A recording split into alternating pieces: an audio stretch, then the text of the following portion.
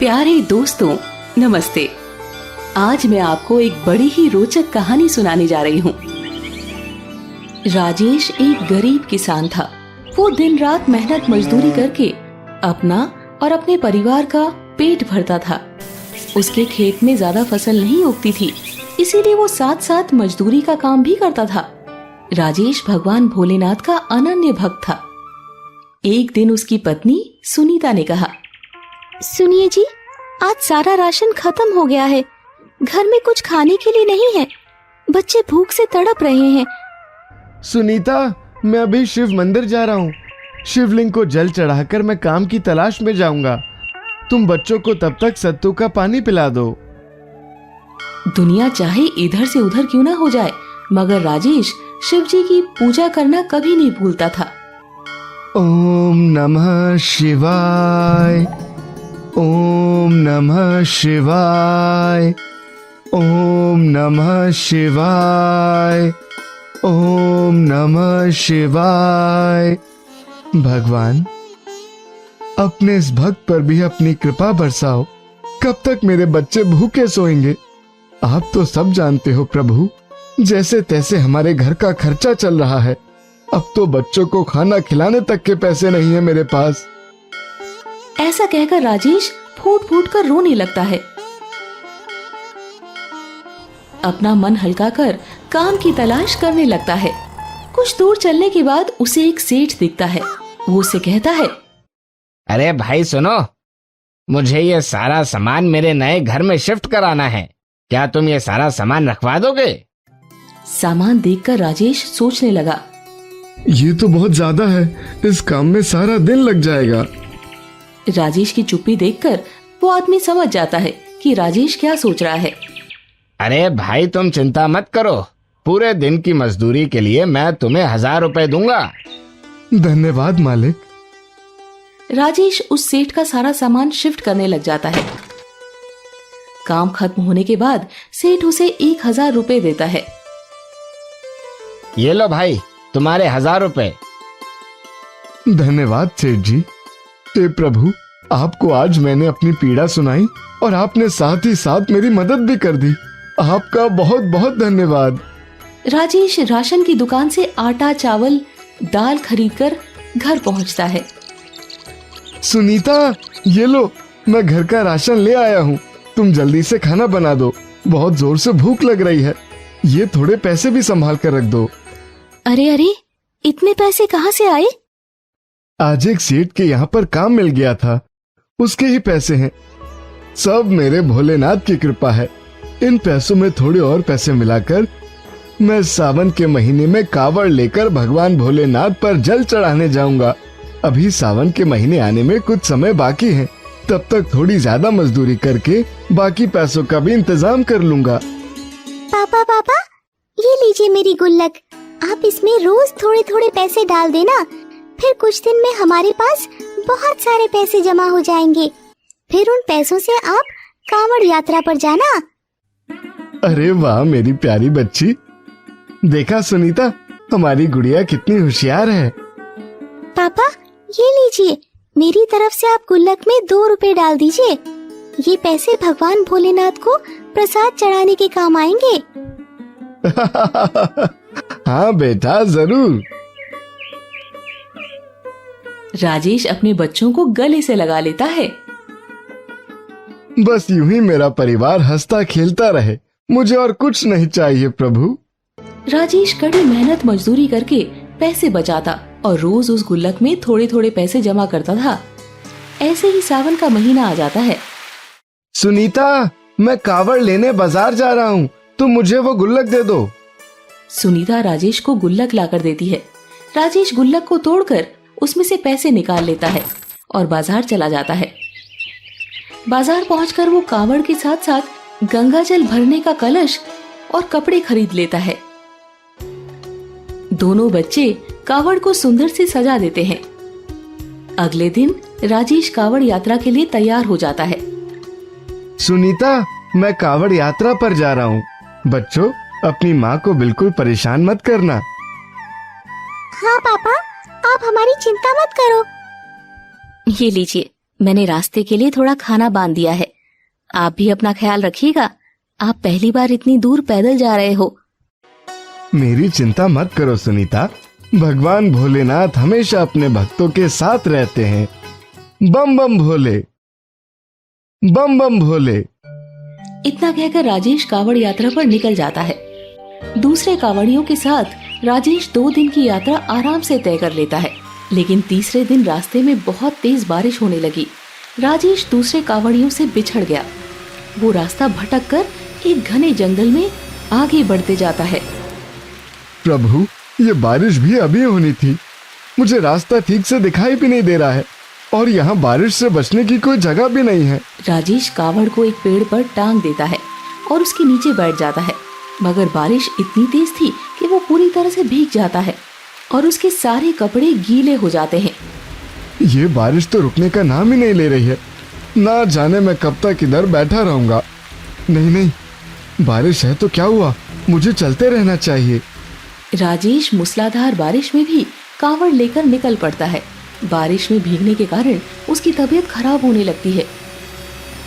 अच्छी, लगता है मुझे जुकाम हो गया है।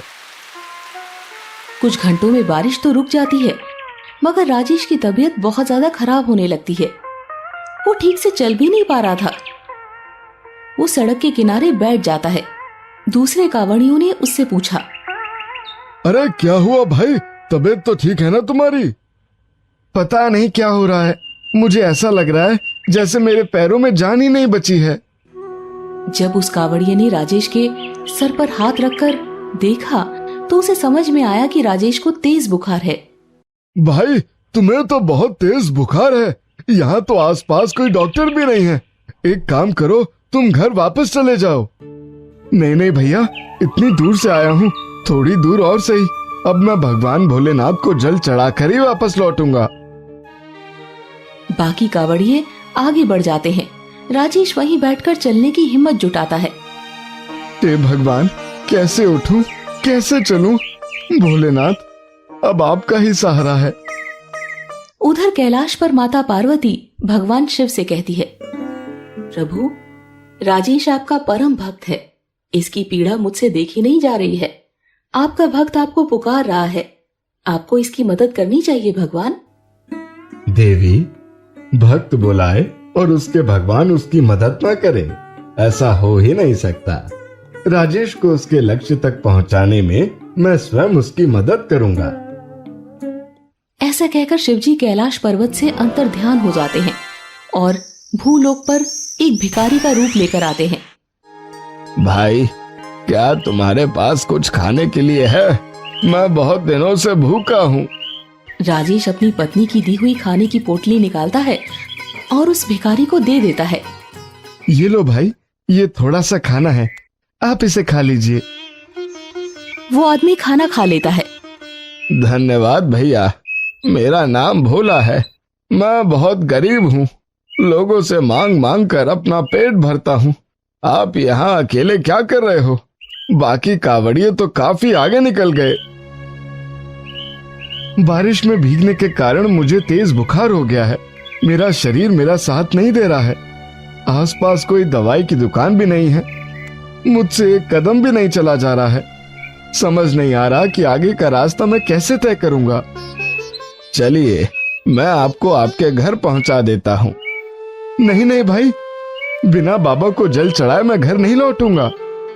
मेरी हमेशा से इच्छा थी कि मैं कावड़ यात्रा पर जाऊं, मगर मेरे पास कावड़ खरीदने के पैसे भी नहीं है।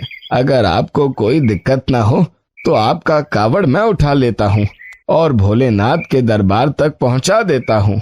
इससे मेरी और आपकी दोनों की इच्छा पूरी हो जाएगी। आपका बहुत बहुत धन्यवाद। भोला राजेश की कावड़ अपने कंधे पर उठा लेता है और राजेश को भी सहारा देते हुए आगे बढ़ता है। दोनों साथ साथ चलने लगते हैं।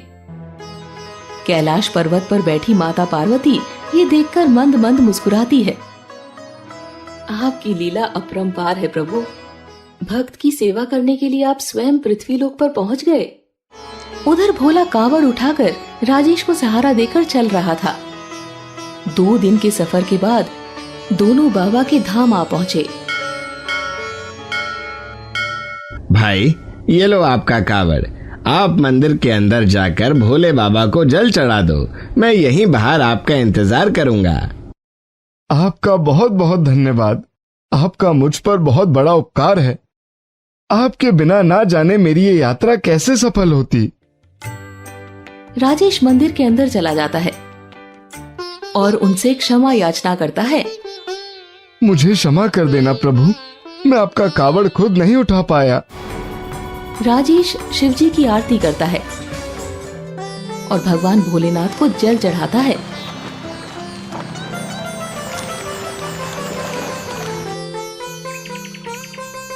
और मंदिर से बाहर आ जाता है।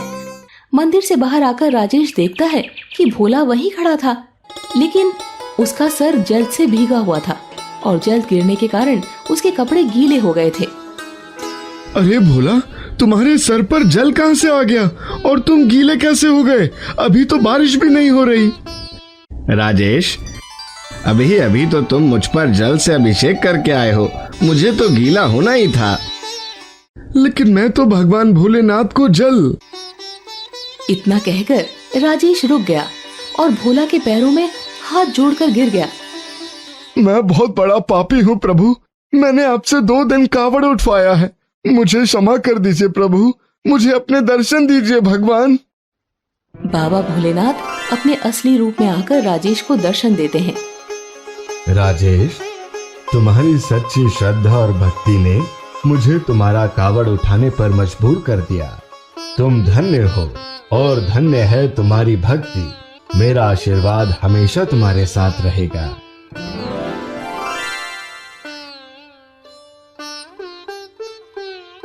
आज मेरा जीवन सफल हो गया प्रभु, अब मुझे और कुछ नहीं चाहिए। राजेश की तबीयत में काफी सुधार आ जाता है।